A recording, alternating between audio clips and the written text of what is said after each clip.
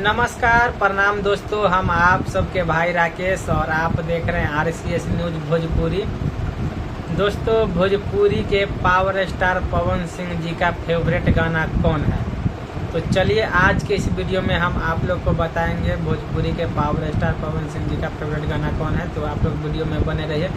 और उससे पहले आप लोग से एक छोटा सा विनती है। भोजपुरी के पावर स्टार पवन सिंह जी का एक गाना आया था 4 दिन पहले, सारे गामा हम भोजपुरी यूट्यूब चैनल पे। गाने का नाम है कजरा मोहब्बत वाला। और वो गाने को आप लोगों ने इतना प्यार आशीर्वाद दिए कि जो गाने 1 नंबर पे म्यूजिक सेक्शन में एकदम ट्रेंड कर रहा है, एकदम तहलका मचा के रख दिया। मात्र 4 दिन में आप लोग के आशीर्वाद से 10 मिलियन व्यूअर एकदम क्रॉस कर गया है। तो आप लोग ऐसे ही पावर स्टार पवन सिंह जी पे अपना आशीर्वाद बनाए रखिए। और चलिए अब बताते हैं भोजपुरी के पावर स्टार पवन सिंह जी का फेवरेट गाना कौन है। तो उससे पहले आप लोग से एक छोटा सा निवेदन है, आप लोग प्लीज़ हमारे चैनल को सब्सक्राइब कीजिए और वीडियो को जरूर शेयर कीजिएगा।